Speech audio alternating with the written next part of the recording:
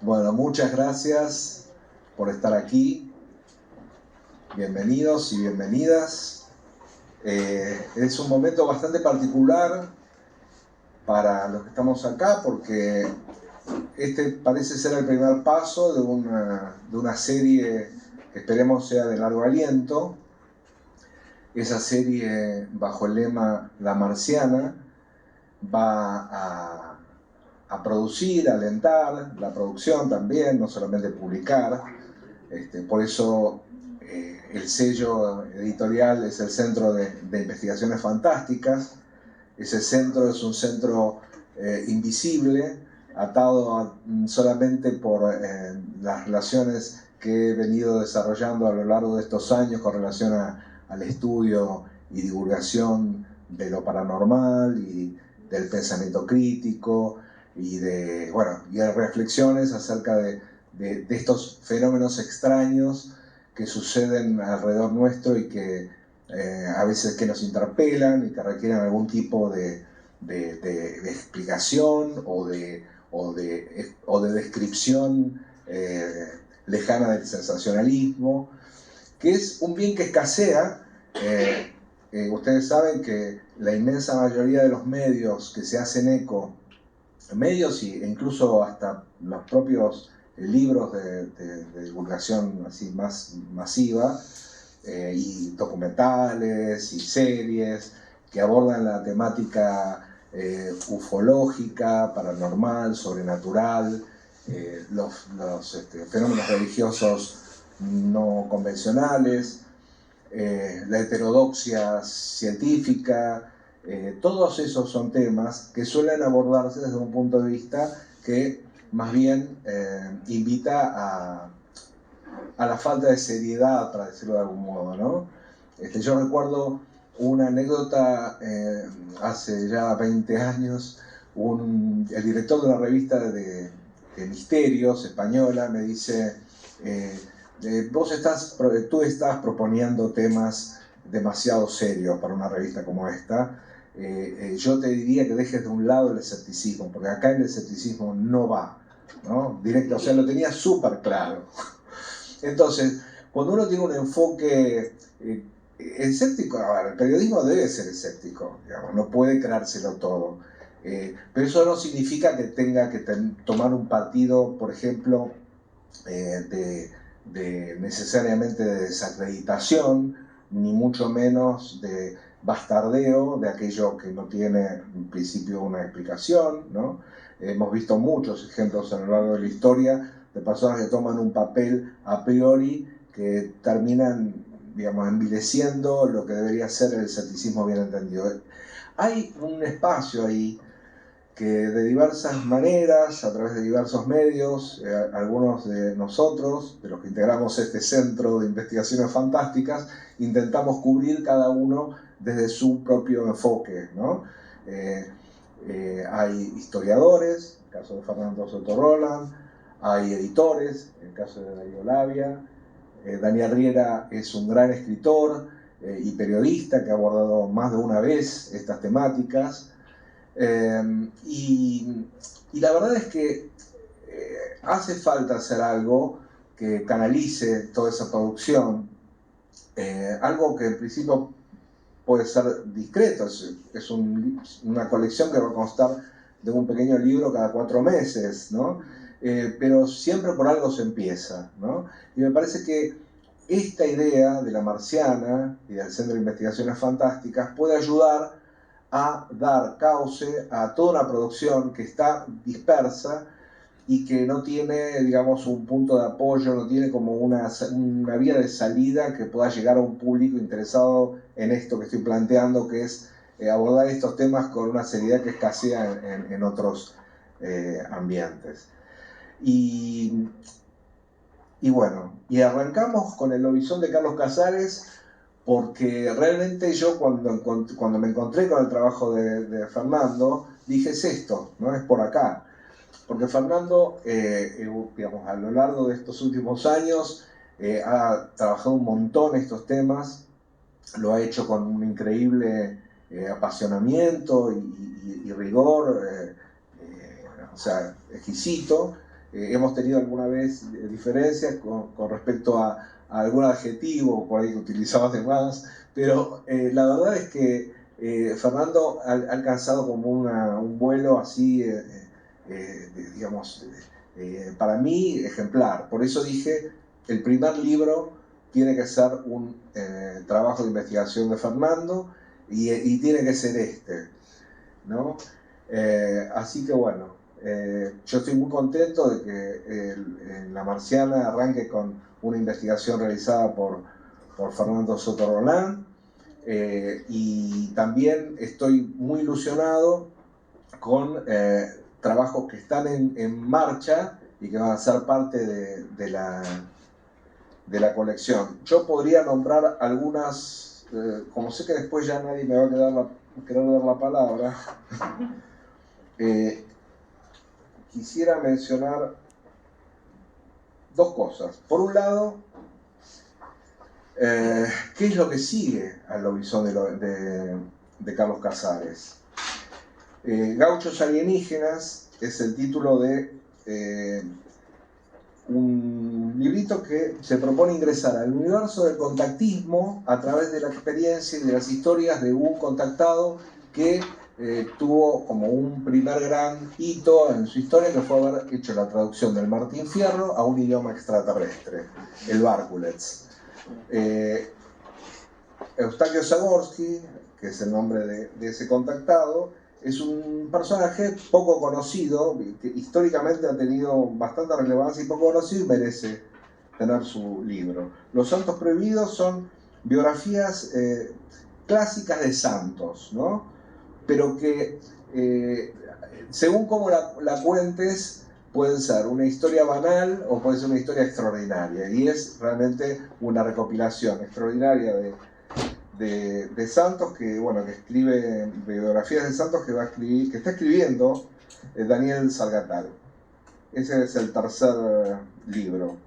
Bueno, Marx Attacks es una deuda, una asignatura pendiente de hace mucho tiempo con el posadismo. Ahí me voy a desquitar y voy a terminar un librito que tengo empezado hace muchos años y que voy a tratar de condensar porque estos libros tienen pocas páginas, que es realmente apasionante. La historia del primer movimiento trotskista que introdujo dentro de su programa la idea de los extraterrestres y de qué podían representar los extraterrestres. Y también hay como ideas muy extendidas acerca de que Posadas era, digamos, el único, y en realidad había muchas otras personas que estaban atrás de las mismas ideas, y bueno, este es un libro que va a ayudar a difundir una perspectiva más amplia del mismo asunto. Y después, bueno, volvemos con Fernando a Buscando al Rey Kong, que si querés después podés hacer una pequeña síntesis de qué va a tratar.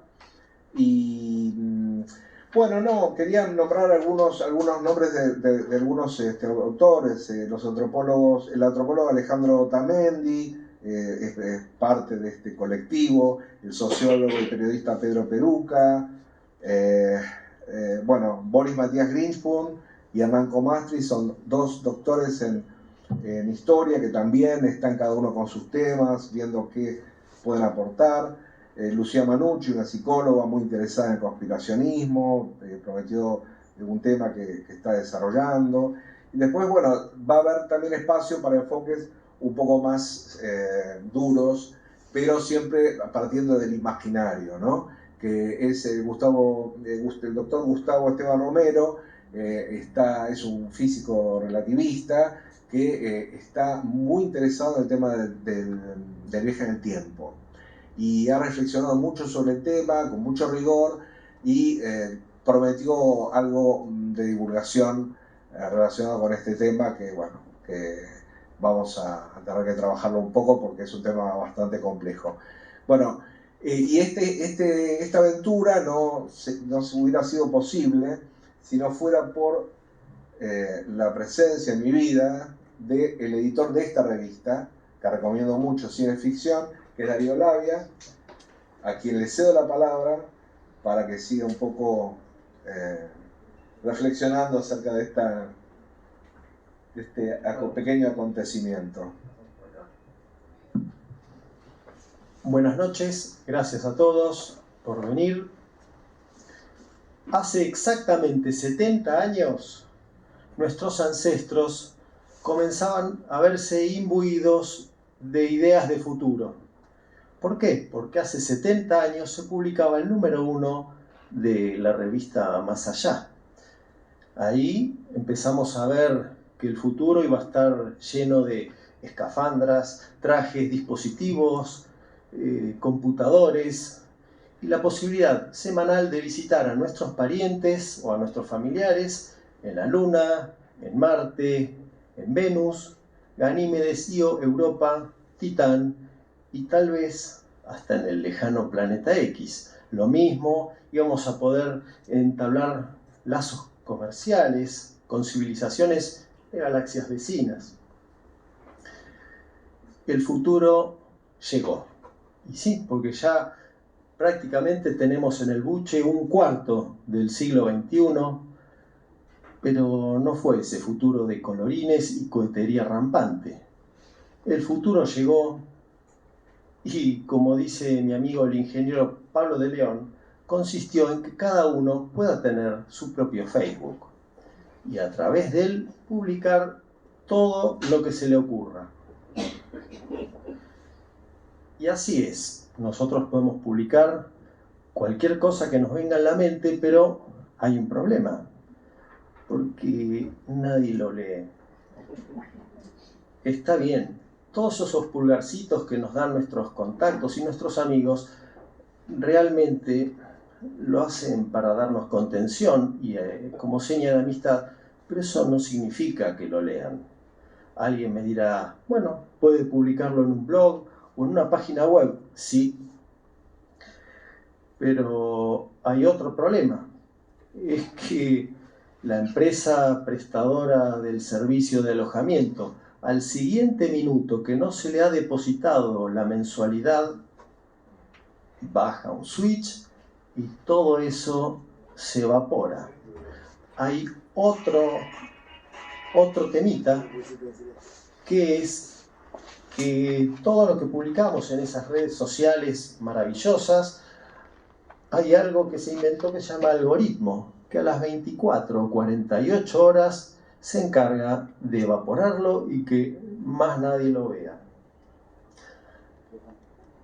Entonces, y ahora voy a citar a mi amigo Mariano Buscaglia, que esto siempre lo dice, todos hablan maravillas de la web, pero a la hora de publicar, si se les da la posibilidad, escogen el papel. El papel es un vehículo en el cual lo que llegamos a imprimir en él puede viajar hacia el futuro 20, 40, 50 años, 100 o quizás muchos más. Los arqueólogos del futuro, los antropólogos, y bueno, se crean nuevas carreras a cada rato. ¿Por qué no los licantropólogos del futuro? Aquellos que consigan un ejemplar del libro que hoy estamos presentando van a poder tener una fuente fiable para saber en qué consistió la historia del lobizón de Carlos Casares. Así que me parece, dicho lo dicho, que justo darle la palabra al escritor acá presente, Daniel Riera, que nos va a decir algunos conceptos sobre esta obra, ya metiéndonos de lleno en ella.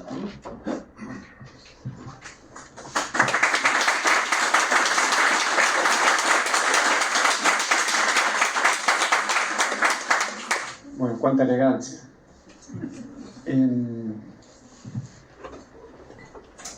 Conocí a Fernando a raíz de una invitación que hiciera Ale, amigo común de los dos, y ustedes se preguntaban, bueno, ¿a qué nos invitó, no? Y en una mesa en la cual estaba también nuestro querido amigo fallecido Carlitos Mosquet, y había otro muchacho cuyo nombre no recuerdo ahora. Sebastián. Bueno, Y bueno, ustedes se preguntarán a qué nos invitó. Bueno, hay gente que invita a sus amigos a la cancha, hay gente que invita a sus amigos a comer pizza. Alejandro nos invitó a ver una obra de teatro sobre el trotskismo interplanetario, a la cual acudimos, ¿no?, con toda alegría. Era una biografía una obra como biográfica de ficción, una ficción biográfica sobre Posadas, una alegría que se fue desvaneciendo a medida que la obra avanzaba, ¿no? Recuerdo que Carlitos me decía al oído, ¿viste cuando tenés vergüenza ajena? No por el tema que nos interesaba mucho, sino por la realización de la obra, pero bueno, puede fallar, claro. Después nos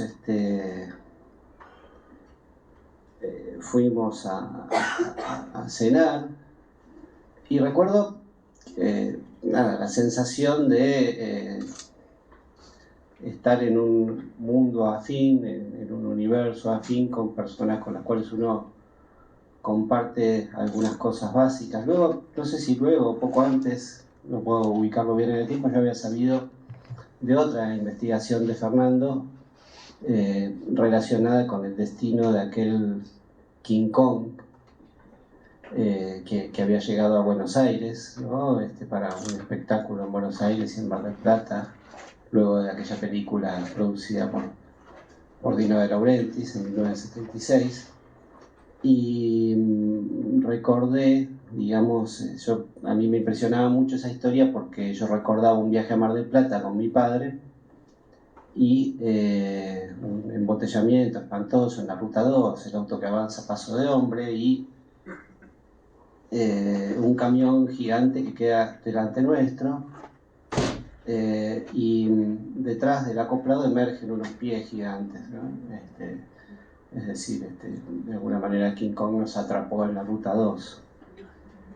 Me parece no, es así, que tanto Ale como Fernando, bueno, como Darío, como yo, andamos un poco siempre tratando de atrapar y de perseguir aquellos sueños infantiles, aquellas cosas que nos inquietaron en algún momento y que nos siguen inquietando, quizás desde otra perspectiva, pero con el mismo interés.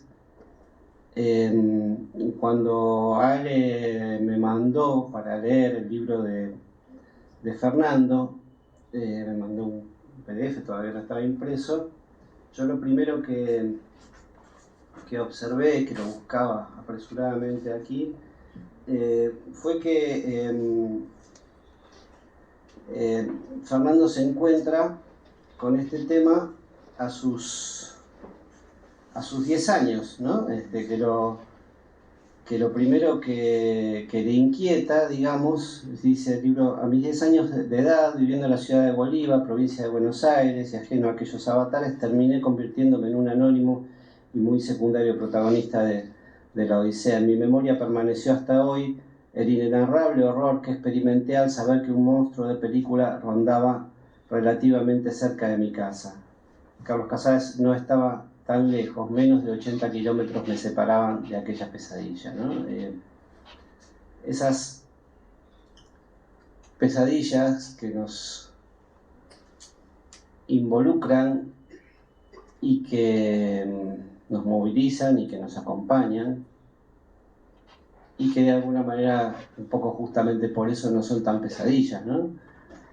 De alguna manera estamos siempre tratando de reconstruir eso. Fernando lo hace con una erudición y con un rigor absoluto, ¿no? Lo que me lleva a una segunda cita que yo había anotado de este libro, que tiene que ver con este sitio, ¿no? Finalmente, en septiembre de 2021, la hemeroteca de la Biblioteca Nacional abrió sus puertas, tras un año y medio de estar cerrada a causa de la pandemia mundial de COVID-19. Estaba ansioso.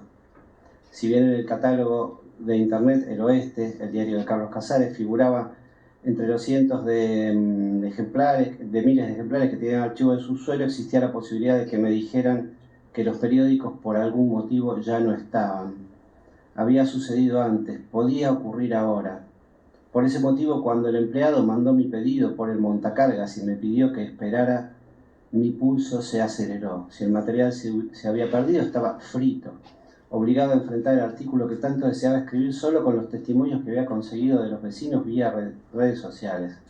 Me parecía insuficiente. Bueno, destaco de este párrafo dos cosas, ¿no? Una, el rigor, ¿no? La necesidad de cotejar ese recuerdo que se va haciendo borroso a lo largo de los años con el testimonio de época. Pero lo otro tiene que ver con la sensación, esa sensación maravillosa que del pulso que se acelera, del ruidito del montacargas y del diario viejo que va subiendo o bajando, y nosotros ahí expectantes al momento de revisar aquella página para ver si está aquel dato que buscábamos. Entonces, el lobizón de Carlos Casares y el misterio que rodea al lobizón de Carlos Casares cobra vida a partir de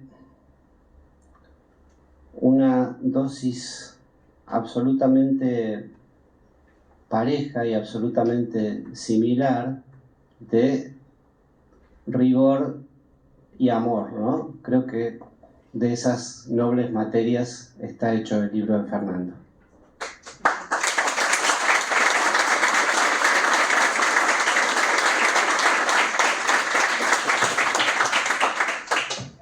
Bueno, ¿se escucha ahí? Bueno, en principio, muchas gracias Ale, Darío, Daniel. Gracias a los que están hoy acá presentes, alumnos, exalumnos, ya médicos, algunos de ellos, amigos de hace más de 50 años, amigos que no hace tanto tiempo que nos conocemos, así que les agradezco a mi mujer, a mi hijo, a mis viejos, que seguramente me están viendo por Facebook, tienen 91 años y viven en Mar del Plata. Así que la verdad que hoy, bueno, se concreta un sueño que surgió a instancias de Alejandro. Jamás pensé que el escrito de Lobizón se iba a terminar convirtiendo en un libro, hoy una realidad. Y lo que decía Daniel es muy cierto. Parece mentira, pero las dos investigaciones que llevé a cabo y que mayor difusión han tenido hasta ahora tienen que ver con mi infancia, ¿no? Yo tuve una infancia hermosa en un pueblo de la provincia, con libertad de movernos, de correr, de estar todo el día en la calle jugando, sin televisión, porque en Bolívar, en los años 70, no había tele, no llegaba a la tele, y vos, Daniel, sos testigo de eso. Daniel vivía al lado de mi casa, nos criamos juntos, y en parte su familia tiene mucho que ver con este libro. ¿Cómo empezó la leyenda esta que me ha involucrado tanto hasta hoy en día? Como bien decía Daniel hace un rato, esto empezó hace 50 años, en 1973. Para serle sincero, no sabía bien ni el año, ni el mes, ni siquiera conocía el nombre del diario en donde se había difundido originalmente la noticia del lobizón.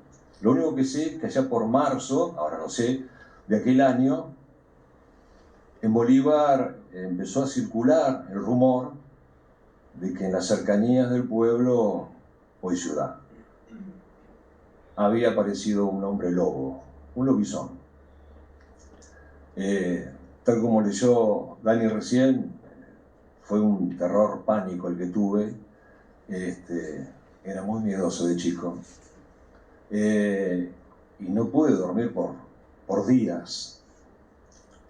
Recuerdo que una tarde, era de tarde, el padre de Daniel, acá presente, Héctor Crespo, que tenía una orquesta, una banda de músicos que salían los fines de semana a tocar en las ciudades y pueblos vecinos, llegó de una de sus giras. Yo estaba en la casa de Daniel ese día.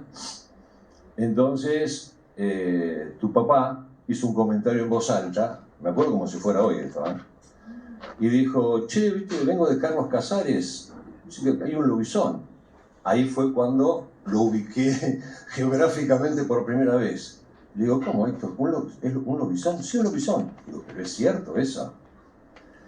Y lo estoy viendo, miren que pasaron mucho tiempo. Y me dijo: claro que es cierto. Y sacó un diario, que ahora sé que es el Diario del Oeste, lo tiró sobre la mesa y había un título, que no recuerdo exactamente cómo es, acá está en el libro: Lobizón aterroriza a un pueblo, y un identikit. Imagínense que yo seguí 15 días más sin dormir y transpirando como un enano, tapado por las frazadas y las sábanas, un pánico terrible. Bueno, eso me quedó pero grabado a fuego. Y cada vez que escuchaba hablar de Carlos Casares o me topaba con gente de Carlos Casares, lo primero que le preguntaba era: che, ¿vos te acordás del lobizón de Casares? Y no es curioso que todo el mundo se acuerde del lobizón de Casares, ¿sí? Todos aquellos que tienen más de 50 o 60 años hoy en día, tenemos más de 50 o 60 años. También recuerdo que mi hermano en aquel entonces era recién nacido, y por una cuestión médica tuvo que ir a ver a un pediatra en Carlos Casares, a las semanas, supongo, y fuimos todos. Ustedes no se imaginan el terror que yo tenía en el auto ese, el terror que sentía.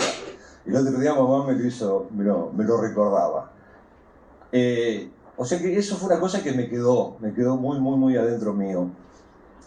Y cuando llegó la pandemia y nos quedamos todos encerrados, un día que salimos a comer con Daniel, una de las primeras veces que se podía salir, salió las viejas anécdotas de cuando éramos chicos, de cómo nos asustábamos, y según él, cómo lo asustaba. Salió el tema del lobizón. Y digo, qué cosa, ¿no? Jamás volví a indagar cuál fue la verdadera historia del lobizón, qué fue lo que pasó. Bueno, dije, voy a empezar a ver qué pasa, qué puedo encontrar. La hemeroteca, esta que está acá arriba, ahora estoy medio desubicado, es un reservorio de monstruos, se los aseguro, se los aseguro. Hay muchos monstruos encerrados en esta biblioteca, hay que buscarlos nada más. Bueno, estuve casi un año esperando que abriera la hemeroteca por la pandemia.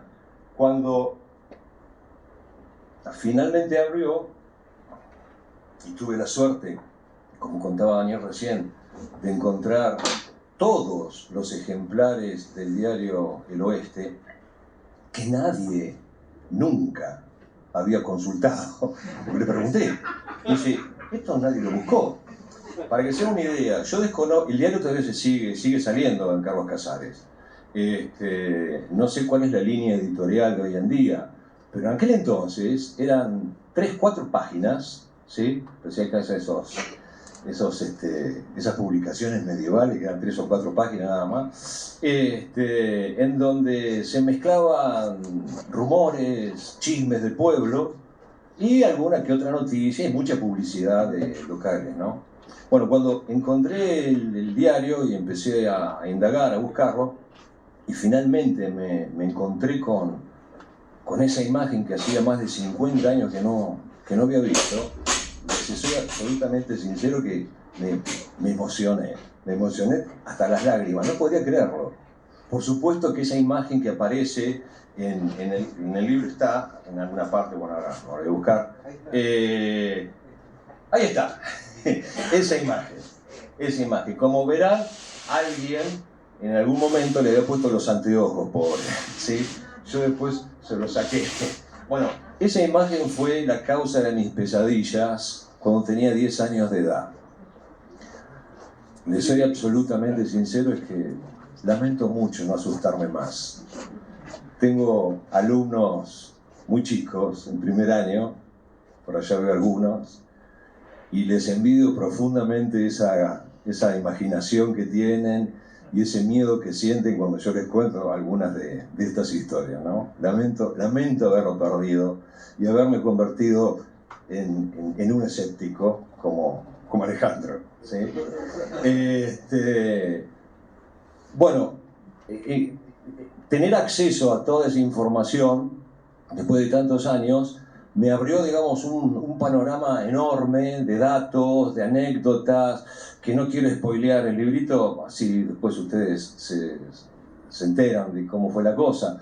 Pero una de las cosas buenas que me dejó esta investigación fue encontrarme con quien muchos suponen había sido el causante del terror casarense.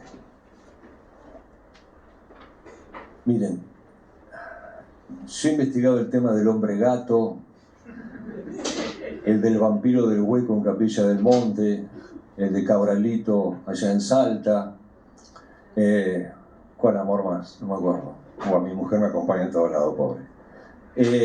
Pero cuando entré en cada uno de esos casos, siempre el rumor popular le adjudica un culpable. No, es fulanito de tal que se disfraza, es fulanito de tal que sale de noche, que hace una broma.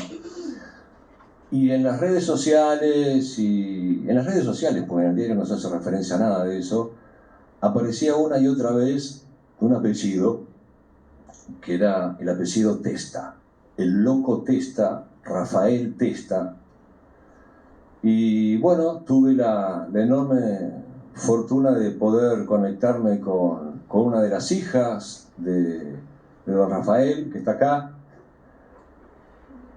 y me hizo un contacto con él de manera indirecta a través de WhatsApp. Y bueno, lo primero que le pregunté fue: ¿usted fue el lobizón? Me respondió siempre con evasivas, una enorme ironía, un tipo de un gran sentido del humor. Lamento mucho no haberlo conocido personalmente, porque falleció a los meses de haber hecho la entrevista esa. Me hubiese encantado estar acá, si estuviera acá, pero bueno, así es la vida. Y me decía, yo digo, ¿era usted? Y me dice, eso es lo que dice la gente. Y después de dar varias vueltas, y como me acuerdo que habíamos estado charlando por WhatsApp, le digo, bueno, Rafael, yo en todo caso cualquier duda que me vaya surgiendo lo llamo. ¿Sí? Dice, y recuerdo la frase que la puse porque no me la olvido más, y me dice, le mando un saludo fraternal y no lo abrazo porque en este momento me están creciendo las uñas. La verdad que, bueno, Estefanía, yo lamento mucho no haber conocido a tu viejo, de haber sido un tipo extraordinario. Investigando el tema del lobizón me enteré de alguna de las locuras que hacía tu papá. Y yo, decían, porque una cosa es el que se dice, otra cosa las cosas que realmente ocurrieron. Una vez cayó un águila en la plaza de Casares y, pues, lógicamente, él era reportero gráfico, sacó foto. Y esto lo leí en el diario, Entonces dice, ¿alguien se quiere llevar el águila esta? No, me la llevo yo. Y después decían que la había entrenado para afanar gallinas. Es una maravilla, ¿sí? Así que, bueno, y esas son una de las satisfacciones, ¿no? de haber investigado esto.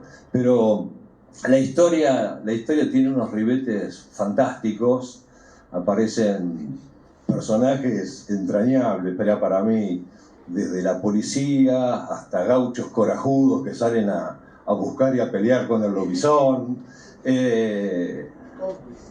y ovnis, y no podían faltar los hermanos superiores, ¿no? este tipo de personajes del imaginario suelen ir mutando, ¿no? Pero es una mutación tan rápida que se da en días. De hecho, el lobizón empezó siendo el fantasma de la laguna, después fue el lobizón, y después ya algunos sospechaban que podía haber sido alguna especie de extraterrestre o mascota extraterrestre, como es Bigfoot, como bien todos saben. ¿Sí? Lo cierto es que bueno, hay muchos ribetes, muchos comentarios que creo que hacen una historia que es muy interesante. Yo la pasé fenómeno investigándolo, me divertí muchísimo.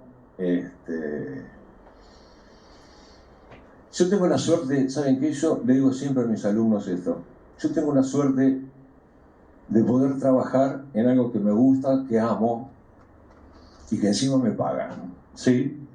Así que esto lo hice totalmente fuera de cualquier calendario académico, ni mucho menos, pero la pasé extraordinariamente bien.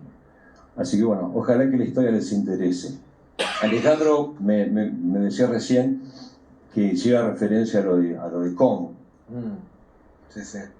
Yo espero que cuando me muera no quede como criptozoólogo ni cazador de monstruos, porque no lo soy, no creo en nada de eso, pero me interesa enormemente. Y también, como decía Daniel, son intereses que arrastro desde la infancia, ¿no? Yo creía en extraterrestres. Yo creía en Pie Grande, creía en monstruos del lago Ness, en lobisones, en vampiros. Y un día me desencanté, ¿sí? Y debo confesar que al principio ese desencanto se tradujo en algunos textos en donde exudaba algo de bronca. Por eso Alejandro siempre me decía, cuídate los adjetivos, cuidar los adjetivos. Eso hice que me ganara algunas enemistades, por ejemplo en Capilla del Monte, pero bueno, esa es otra historia.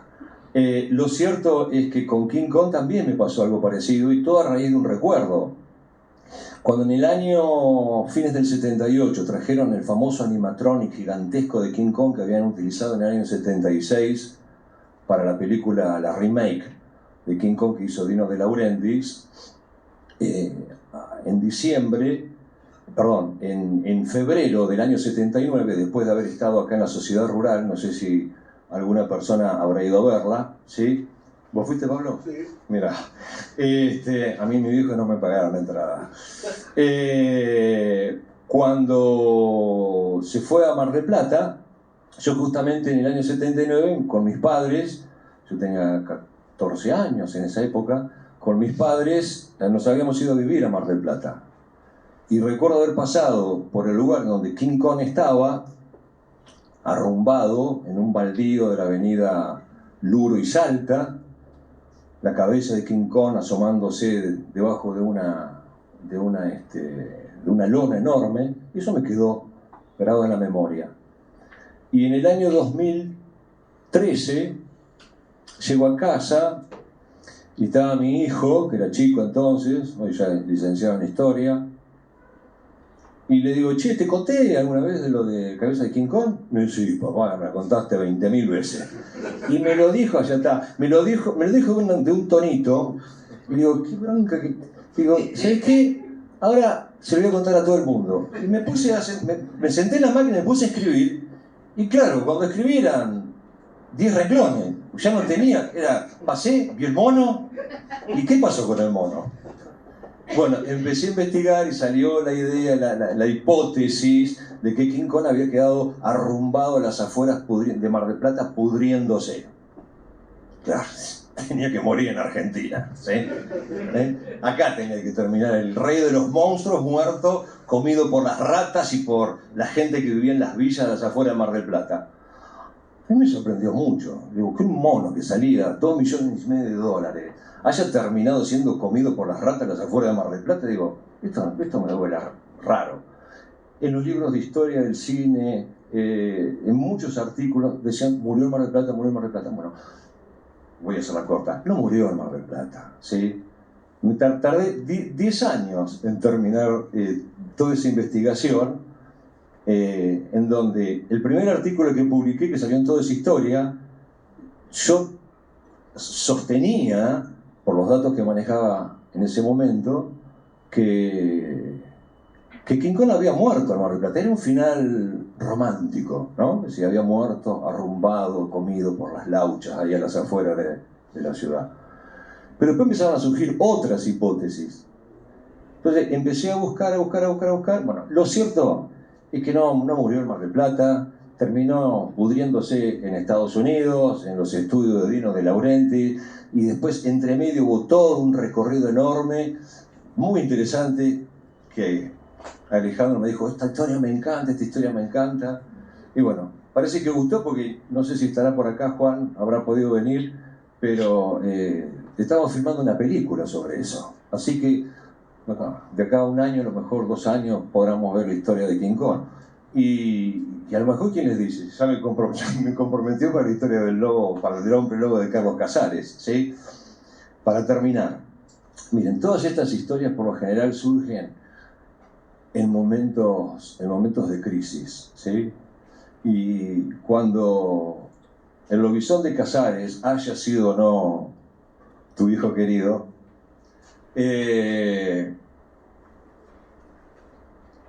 Casares pasaba una época tremenda. La Argentina estaba pasando un momento muy complicado, marzo del 73, elecciones, después de una dictadura muy larga, Perón que venía del exilio, toda una serie de esperanzas que se abrían en la República. Pero a todo eso hay que sumar una enorme inundación, que había asolado a Casares y que tenía lógicamente a la gente más que angustiada, campos anegados, ganados muertos, y en esos contextos es lógico, ¿no?, que monstruos como estos empiecen a asomar la cabeza, tal vez como una producción colectiva, ¿no? Por suerte siempre hubo un gaucho bien corajudo que le puso fin a la historia. Bueno, simplemente no quiero extenderme más. Ojalá que el libro les guste, les interese, tanto como me gustó a mí escribirlo. Muchísimas gracias.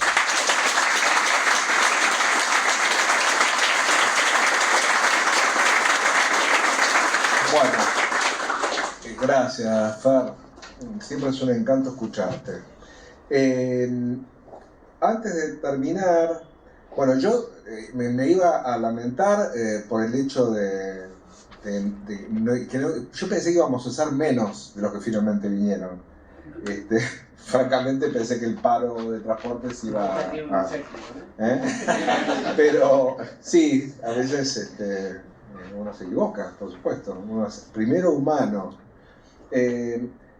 Quería agradecer, ¿no?, a algunas personas que tuvieron que ver con este evento y con la difusión, a Guillermo David, el director de Cultura de la Biblioteca, a Estefanía y Laura, que es, y al personal que hace posible que esta sala esté funcionando, a Nahuel Di Marco Bustos, que es el creador de las tapas que va a tener la colección. El dibujo que hizo para la tapa de ese, a mí me parece maravilloso. ¿Qué quieren que les diga? Siempre, además lo trabajó con mucho tiempo, siempre mandaba una versión nueva, un amor, Nahuel. Bueno, a la bodega de Dante Rovino, que yo le había pedido a Dante Rovino que mandara Malbec vino blanco, así que bueno, eso es lo que con eso brindaremos. Y bueno, y especialmente, obviamente a ustedes, porque sin ustedes esta colección nunca hubiese salido del sueño de los que decidimos formar parte de ella. Así que si tienen ganas, yo lo que dejé,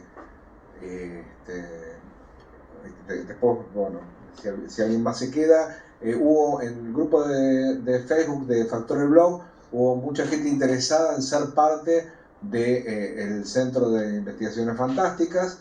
Trajimos los correspondientes carnets para que se lo lleven y le agreguen una foto y sean parte, dejen sus datos, en el caso bueno, si son personas que vienen y se enteran ahora de todo esto, estaría bueno quedarnos con sus datos.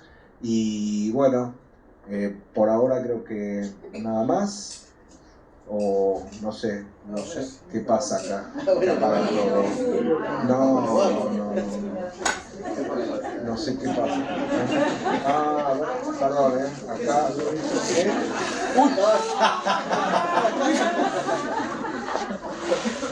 Era real,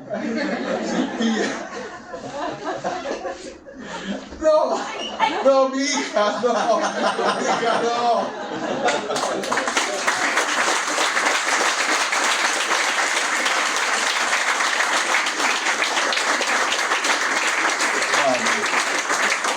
Ahora puedo decir sin temor al error que a la salida va a estar el lobizón esperando. Muchísimas gracias.